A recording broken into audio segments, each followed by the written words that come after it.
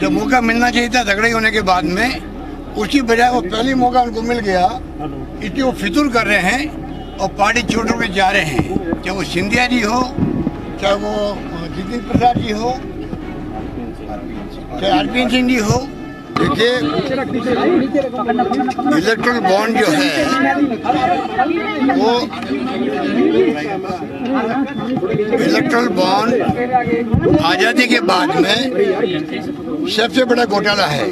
आज़ादी के बाद इलेक्ट्रल बॉन्ड जो है, इस प्रकार तरीका निकाला गया भारत का इंडियन गवर्नमेंट ने, जिससे कि किसी पर ब्लेम भी नहीं आए और आराम से वो साइबन पैसा कर सके। ऐसा स्कैंडल जो संस्थागत कर दिया गया है, ऐसा हिस्ट्री में कहीं हुआ ही नहीं होगा जो इन्होंने काम किया है। और सुप्रीम कोर्ट में अभी भी कह रहे हैं ये हमने सही काम किया है, जबकि 95% से ज़्यादा पैसा भारतीय जनता पार्टी को मिल रहा है, बाकी पार्टियों को कोई पैसा नहीं मिल रहा है। तमाम उद्योगपति डरे हुए हैं, वो इलेक्ट्रल बॉन्ड दे रहे हैं चुपचाप, कोई पूछने वाला नहीं, कोई रिकॉर्ड में नहीं किसी के भी। तो ये अरुण जेटली जी के वक्त मेरे ख्याल से हुआ है। सोच समझ करके लॉन्ग टर्म प्लानिंग के आधार पर पूरी तरह ये स्कैंडल किया गया है।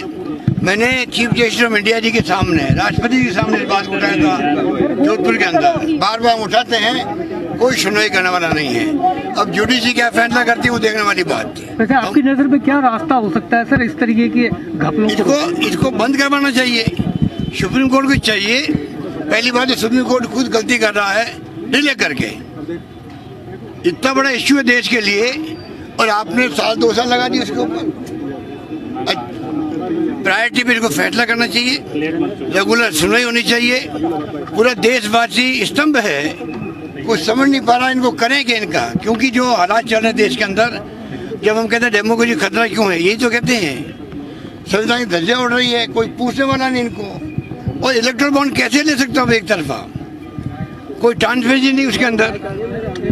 तो ये हालात बहुत गंभीर है, मैं ये कह सकता हूँ आपको, और उम्मीद करते हैं कि सुप्रीम कोर्ट सही फैसला देगा।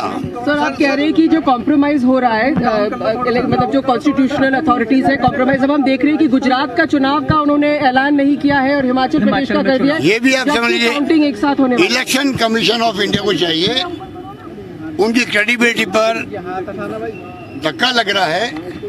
जिस रूप में उन्होंने खाली हिमाचल का चुनाव डिक्लेयर किया है, मैं चाहूंगा कि इलेक्शन कमीशन ऑफ इंडिया पूरे देशवासियों को विश्वास में लेवे, बताए कि किन कारणों से आपने खाली हिमाचल का चुनाव घोषित किया है। काउंटिंग साथ में होगी, काउंटिंग साथ में होगी, पर आपने अलग अलग चुनाव क्यों करवा रहे हो? आपको क्या सुविधा देना चाहते हो बीजेपी को, आप ये बताओ। आप पिछले गुजरात चुनाव में हमारा आरोप है ये बिना प्रधानमंत्री मोदी जी के, अमित शाह जी के इशारे के बगैर संभव नहीं था। ये उनके इशारे से चलेगा इलेक्शन कमीशन ऑफ इंडिया, तो आप सोच सकते हो निष्पक्ष चुनाव कैसे होंगे। सर, मनीष सिसोदिया के यहाँ सीबीआई रेड वापस से पड़ी, उन्होंने सवाल खड़े किए हैं कि सीबीआई का दुरुपयोग किया है। देखिए, वो तो आज मेरे ख्याल में बुलाया गया, तो मैं कोई कमेंट नहीं कर सकता। आज पता नहीं 11 बजे जाने का था उनका, कुछ जानकारी नहीं उनके बारे में। पर मनीष सिसोदिया की बात क्यों करें? पूरे देश में कई मनीष सिसोदिया बन गए हैं, जहाँ पर तमाम जगह पर ईडी, इनकम टैक्स, सीबीआई के छापे पड़ रहे हैं। हमारे यहाँ क्राइसिस हुआ था, तब जो छापे एक साथ पड़े हैं, जिन होटल में हम लोग थे, हम होटल में ऊपर हैं, नीचे छापे पड़ रहे हैं। धर्मेंद्र राठौड़ क्या है, वो उद्योगपति है, वो उनके छापे पड़ गए। मेरे ब्रदर यहाँ चले गए जोधपुर के अंदर, जबकि हमारा कोई उनसे कोई रिश्ता, खाली भाई का रिश्ता है। तो वो क्या धंधा करते हैं, क्या बिजनेस करते हैं, पर फिर भी चले गए उनके यहाँ पे। फिर सीबीआई चली गई। ये जो डरा के धमका के राजनीति कर रहे हैं देश के अंदर, बहुत खतरनाक मोड़ पे देश चल रहा है। राहुल गांधी का जो यात्रा है वो इसी के लिए है। ये तमाम जो हरकतें हैं बीजेपी की, ये बंद होनी चाहिए। देश में वापस जो यूपीए गवर्नमेंट माहौल था, वो 2G स्पेक्ट्रम कहाँ चला गया, वो लोकपाल कहाँ चला गया, कोलगेट कहाँ चला गया? कोई चर्चा करता हो देश के अंदर? जिनको लेके सत्ता में आए हैं कोई चर्चा हो ही नहीं देश के अंदर। आप सोच सकते हैं कि किस प्रकार देश को धोखा दे के चुनाव जीत के आए धर्म के नाम पर। आज भी धर्म के नाम पर राजनीति करें जो खतरनाक है। अभी अच्छी लग सकती है वो लोगों को, आने वाली पीढ़ियों के लिए उचित नहीं है, मैं कह सकता हूँ। सर आपने भ्रष्टाचार की बात करी, लेकिन एसीबी में कई ऐसे प्रोसिक्यूशन सैंक्शन के मामले हैं जिनको आप ही की सरकार क्लियर नहीं कर रही, उसमें कई भ्रष्ट अधिकारी शामिल है। आपने कुछ दिन पहले निर्देश भी दिए थे, एसीबी में मीटिंग थी कि प्रोसिक्यूशन सैंक्शन किए जाए, लेकिन अभी भी 100 से ज़्यादा बड़े जो अधिकारी हैं उनके ऊपर प्रोसिक्यूशन सैंक्शन पेंडिंग है और कई मामलों में सालों से पेंडिंग है, 3-3, 4-4 सालों से। देखिए, डिपार्टमेंट का जो उनकी जो जिम्मेवारी है उनको निभानी चाहिए। जो केसेस मेरे पास आते हैं मैं उसको दिखवाता हूँ और मैं दिखवाऊँगा जो आप मुझे बता रहे हैं। और मैं ACS होम को मैंने कहा है आप इसकी मॉनिटरिंग करें सभी विभागों के अंदर कहाँ पर किन कारणों रुका हुआ है, आइदर वे फैसला होना चाहिए यस या नो। तो दिल्ली की ओर मैं मालूम करता हूँ। सर, पूर्व मुख्यमंत्री वसुंधरा राजे ने कल कहा कि यहाँ के राजस्थान का बेरोजगार पलायन कर रहा है, बड़ा सवाल उन्होंने लगातार। देखिए, वसुंधरा राजे जी की जो स्थिति बनाई है बीजेपी ने, इसलिए वो उनका फर्ज बनता है कि वो कुछ बात ऐसी बोले जिससे वहाँ पर वो सर्कुलेशन में आ सके। और ये स्वाभाविक भी है, मैं उनका बुरा नहीं मानता हूँ, क्योंकि उनका जो अन्याय कर रही है बीजेपी वो भी तो सबके सामने है।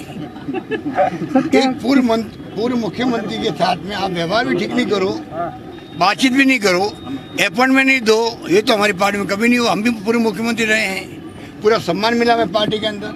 हमें पूर्व मुख्यमंत्री होते हुए भी गुजरात का इंचार्ज बनाया गया, AICC का महामंत्री बनाया गया, AICC सेंट्रल महामंत्री बनाया गया। तो क्या पद से हटने के बाद में आप इस प्रकार से आप व्यवहार करोगे तो फिर वो क्या करेगी? वो भी कुछ करेगी। तो क्या लगता है गुजरात में अब कुछ लोक लुभावनी घोषणाएं होने वाली है? गुजरात में कुछ बड़ी घोषणाएं गुजरात में घोषणा जो होनी थी वो तमाम घोषणाएं राहुल गांधी जी कर चुके थे।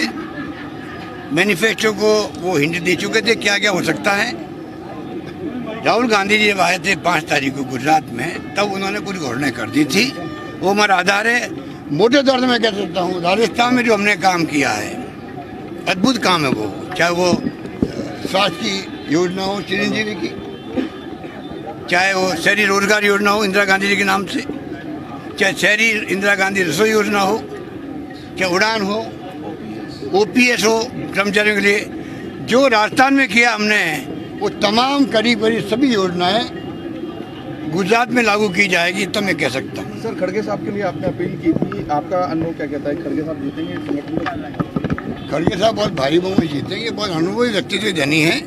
और मैं समझता हूँ कि पूरे देश के अंदर माहौल है कि जो व्यक्ति 50 साल से राजनीति कर रहा है, 9 बार तो विधानसभा में रहे, 2 बार लोकसभा में रहे, अभी वो आपके राज्यसभा के अंदर नेता प्रतिपक्ष हैं, सेंट्रल में भी उनका अनुभव है।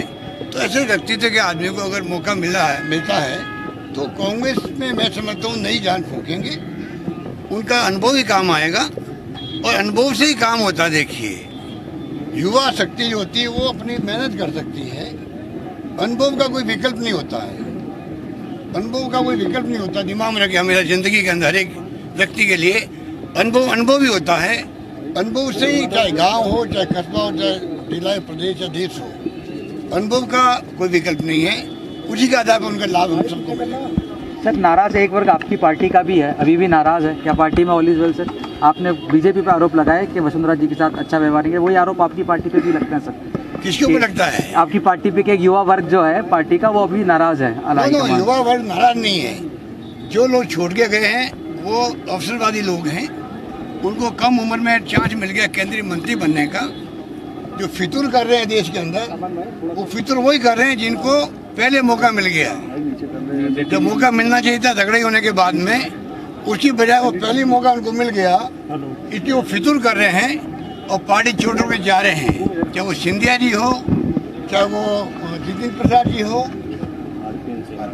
चाहे RPN सिंह जी हो, कम उम्र में मौका मिल गया इनको। बताइए आप, केंद्रीय राज्य मंत्री, मैं बना था, डिप्टी मिनिस्टर बना था इंदिरा जी के साथ, डिप्टी मिनिस्टर, इनको सीधा राज्य मंत्री बनाया गया, अच्छे अच्छे पोर्टफोलियो दिए गए। उसके बाद में छूट के चले जाए पार्टी को, इससे बड़ा अवसरवाद क्या हो सकता है बता दीजिए आप। तो ये युवा पीढ़ी जो है उनका हम सम्मान करते हैं, हम भी युवा थे उस वक्त में। आज जो देश भर के अंदर जो हमारे समय में मुख्यमंत्री रहे हैं देश के अंदर, AICC महामंत्री रहे हैं, केंद्रीय मंत्री रहे हैं, PC अध्यक्ष रहे, वो तमाम मेरे जमाने के अंदर 80 में तमाम वो लोग हैं जो कि 28, 29, 30 साल के, 32 साल के थे।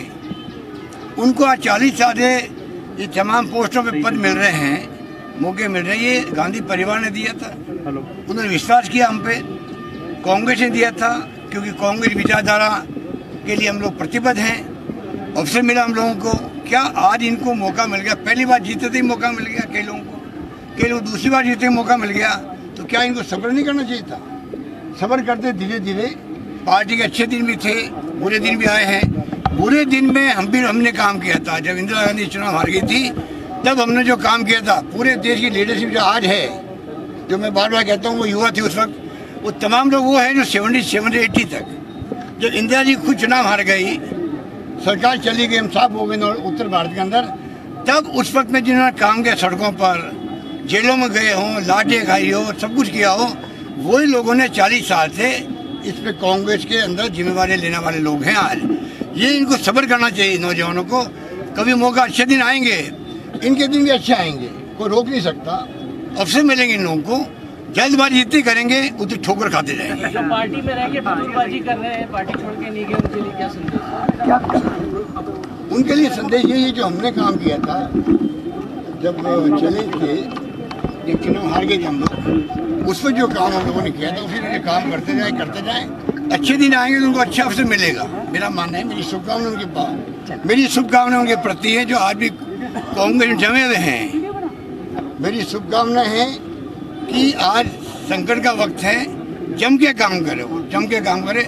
उनकी खुशबू फैलती है, अपना ही फैलती है, उनकी क्रेडिबिलिटी बढ़ती है, पार्टी में रैंक एंड फाइल में उनका मान सम्मान बढ़ता है, और लीडरशिप जो मौका आता है तो लीडरशिप उनको चांस देती है, जैसे हम लोगों को चांस मिला। सर कई लोग तो ऐसे चेहरे खत्म को भी मुहाने पे खड़े हैं कि अगर मौका नहीं मिला तो शायद पार्टी छोड़ दें या विचार करें इस तरीके का। ये माहौल अभी देश में बना हुआ ऐसा। राहुल गांधी जी की यात्रा के बाद में मैं समझता हूँ अब कोई पार्टी छोड़ेगा तो 1000 बार सोच के छोड़ेगा।